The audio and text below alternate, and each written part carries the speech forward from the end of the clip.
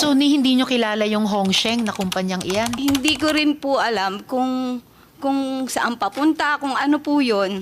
Wala po akong idea kasi po trabaho bahay lang po ako.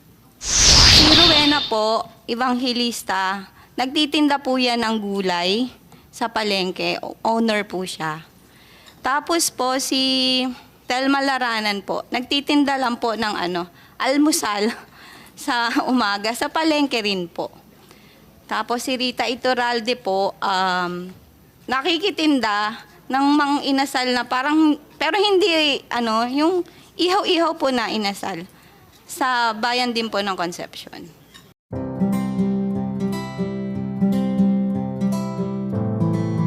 At this point, I want to present one of the individuals charged for human trafficking, a supposed co-incorporator of Hongsheng. She reached out po to my office dahil ayon sa kanya, wala siyang kamalay-malay na siya ay sinama bilang incorporator ng Hongsheng. Ms. Merly Joy Manalo Castro. Ms. Castro, salamat po sa pagdalo nyo rito sa hearing natin. Ms. Castro, sa SEC registration po ng Hongsheng, incorporator po kayo ng kumpanya. Ano pong alam nyo tungkol sa illegal operations ng POGO na ito? Wala po, ma'am. Wala kayong alam sa illegal operations ng POGO na ito? Wala po. Wala nga po akong idea kung ano po yung POGO. So, anong alam nyong operations dapat o negosyo dapat ng Hongsheng? Actually, wala po talaga akong idea. Nung napadalan lang po ako ng letter, nung unang invitation, kasi dahil hindi ko naman po kilala yung company nakalagay doon, nag-search po ako nung gabing yun. At the same time po, doon ko po nalaman lahat ng information about sa company. And then po, nag-email po ako doon sa latter part ng letter na may email address na hindi po ako makakarating that time po kasi nga po, may trabaho din po ako. So, hindi nyo kilala yung Hongsheng na kumpanyang iyan? Hindi ko rin po alam kung saan papunta, kung ano po yun. Wala po akong idea kasi po trabaho bahay lang po ako. So, paano nyo nakilala yung ibang co-incorporators ninyo? Sino po sila? Nalaman ko lang po kasi yung mga pangalan nung lumabas ng Friday night. Nakasama po ako dun sa list ng mga pinapasa po nasa DOJ na. Which is sobrang takot ko po kasi wala talaga akong idea paano po ako nandoon.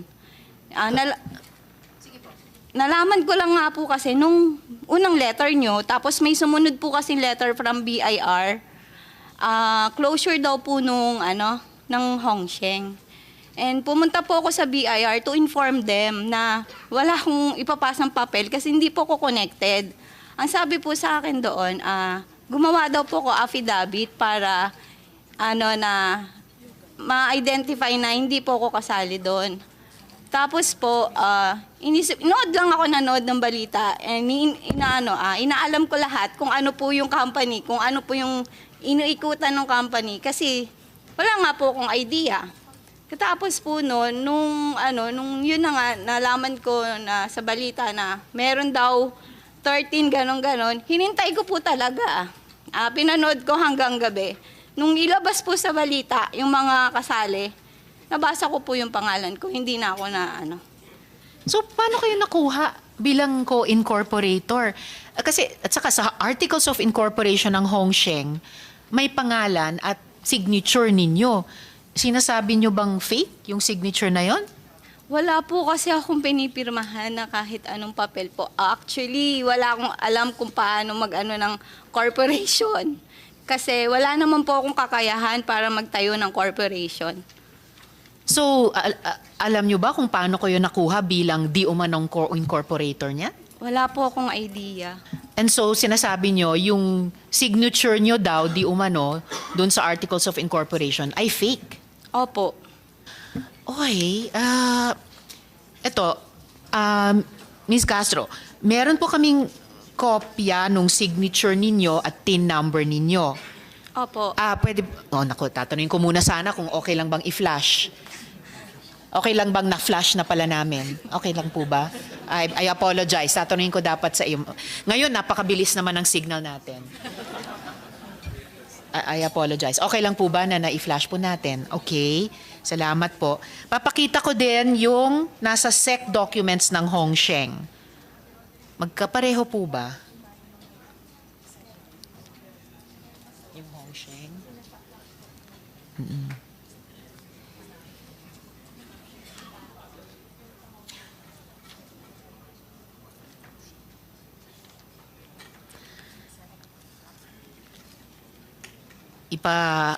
Kumpara ko lang sa inyo yung totoong signature nyo at saka yung lumalabas sa Hongsheng.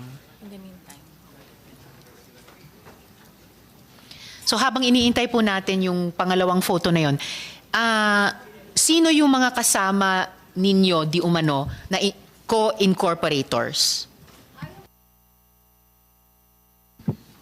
Ayon po dun sa nakita kong list nung nilabas po nung 21, si Telma Laranan po, yung kilala ko, si Rowena Evangelista, at saka si Rita Iturralde po.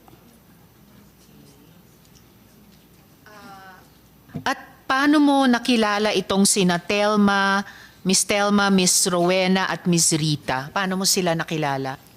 Way back po kasi 2018, nasa bayan po ako ng Concepcion nakatira dahil may computer shop po ako doon. Namamalengke po ako. Kahit hanggang ngayon, nakikita ko naman sila. Si Rowena po, Evangelista, nagtitinda po yan ng gulay sa palengke. Owner po siya. Tapos po si Telma Laranan po, nagtitinda lang po ng almusal sa umaga, sa palengke rin po. Tapos si Rita Iturralde po, nakikitinda ng mang inasal na parang, pero hindi, yung ihaw-ihaw po na inasal. Sa bayan din po ng Concepcion. So, bukod po sa inyo, na nagulat na lang na charge na kayo bilang di umanong incorporator ng Hongsheng, mayroon pa kayong kilalang tatlong babae, sina Ms. Rowena, Telma at Rita, na pare-parehong nagtitinda sa palengke. Si Ms. Rowena nagtitinda ng gulay, si Ms. Telma nagtitinda ng almusal, at si Ms. Rita nagtitinda ng ihaw-ihaw. Isinama din po sila bilang di umanong incorporators ng Hongsheng. Actually, hindi po ako sure kung incorporator po sila. Nakita ko lang po kasi talaga yung pangalan nila. Nung 21, nung nilabas, hindi ko po alam na kung incorporator nga po ba. Kasi yung sa akin lang po yung alam ko kasi nga po, yung dumating yung letter na incorporator po ako. Incorporator director. Yun po yung nakalagay sa letter. So, balik lang ako sa DOJ, iyakat. Paano po ito, Yusek? Chinarge po sila ng non-bailable crimes. So, ano po yung nakikita ninyong susunod na scenario na ma-materialize or dapat mag-materialize? Ongoing pa naman, Madam Chair, ang preliminary investigation. So, karapat-dapat lang na humarap sila doon sa preliminary investigation na igaganap sa DOJ at ibigay nila ang kanilang panig. So, ito ang mga sinasabi nila at sana dapat mapatunayan nila yan at hopefully ma-convince nila ang prosecutor na hindi sa isama doon sa dadalhin sa korte. And I think ito, mahalagang ihambing nga, kaugnay nung sinasabi ni Yusek T, Ms. Merly, Ms. Castro, ihambing yung totoong pirma nyo, dito halimbawa sa BIR ID card nyo, at yung di umanong pirma ninyo or ng isang Merly Joy Manalo Castro dun sa papers ng Hongsheng.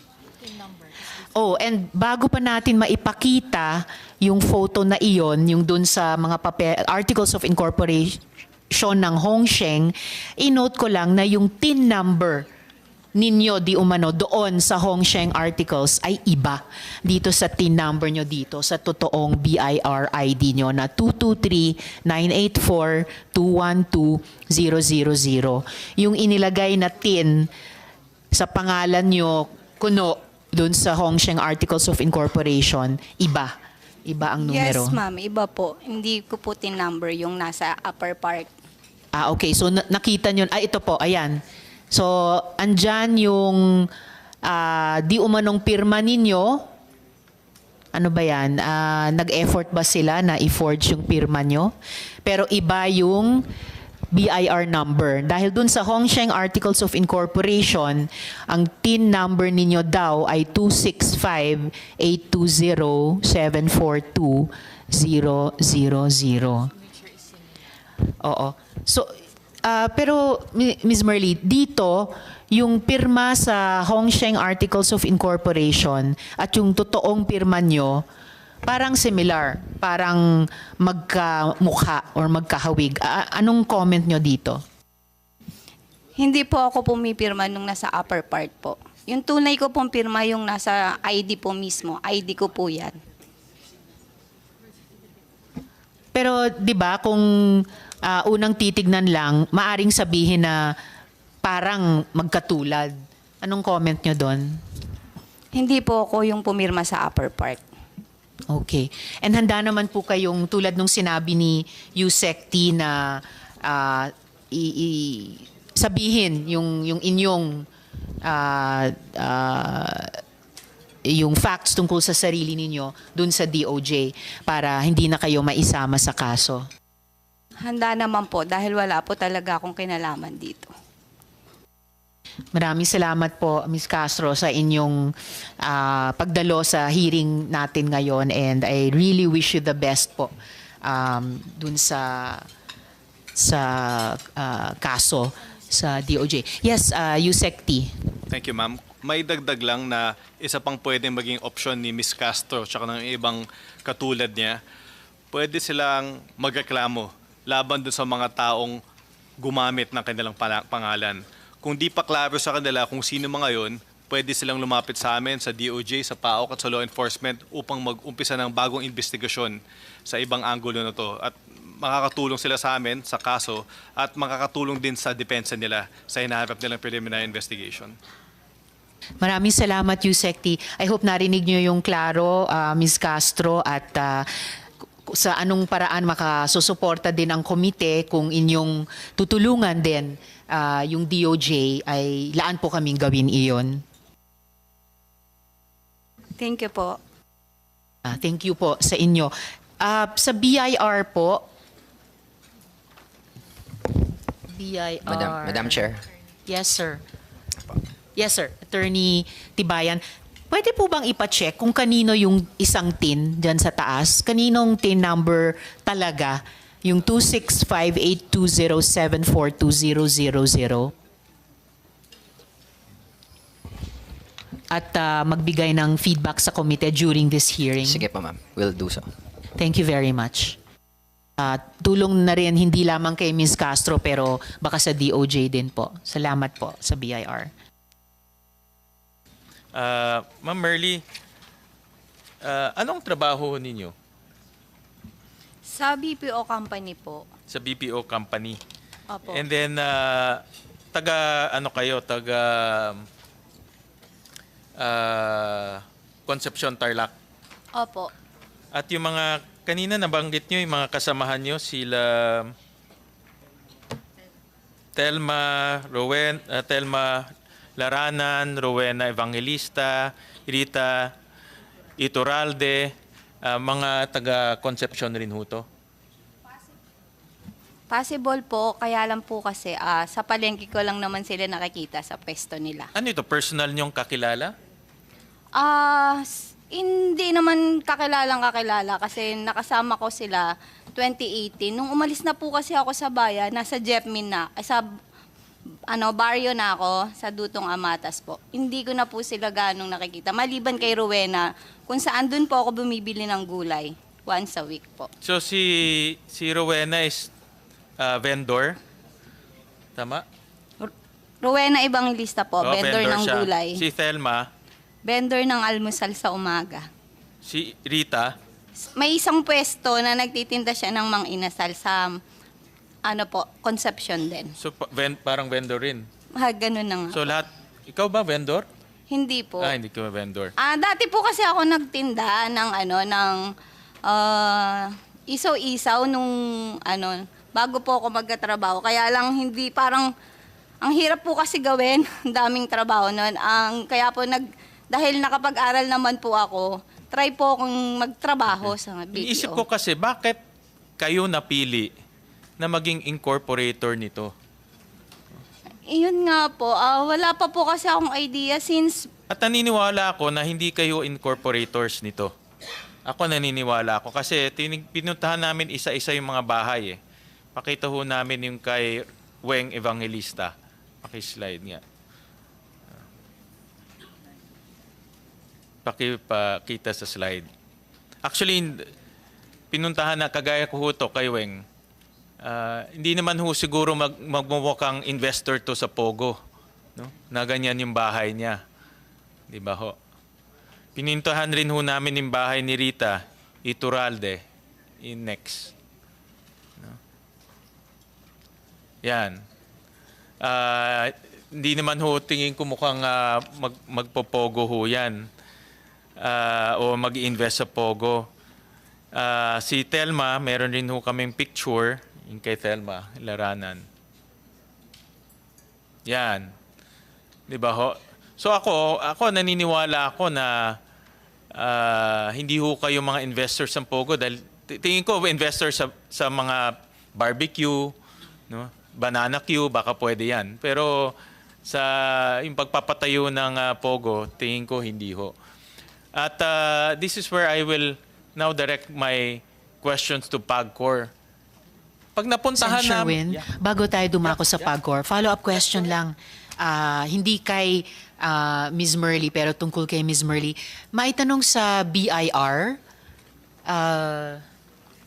yes ma'am, engineer, Attorney Tibayan, meron na pong update dun sa TIN di umano ni Ms. Castro sa Articles of Incorporation ng Hongsheng. Yes, Madam Chair. Upon checking our system, it seems that the TIN assigned to Ms. Merly Castro in the SEC Articles of Incorporation does not belong to any individual. That was further, ma'am, with the permission of Ms. Merly Castro. May we also verify the correct TIN of Ms. Castro? Pinakita din natin kanina yon. Ms. Merly, ano nga po yung tamang, totoong TIN number nyo? 223-984-212-000. Yes, ma'am. We'd like to confirm that the details of her TIN on the ID presented is consistent with that in our system. Thank you po. Maraming salamat din, Attorney Tibayan, sa pag-validate nyo sa TIN number ni Ms. Merly at yung impormasyon na yung TIN number na ginamit para sa kanya bilang di umanong co-incorporator ng Hongsheng doesn't belong to any individual. So, imbentong number lang siya, hindi siya number ng ibang taxpayer ng ating republika.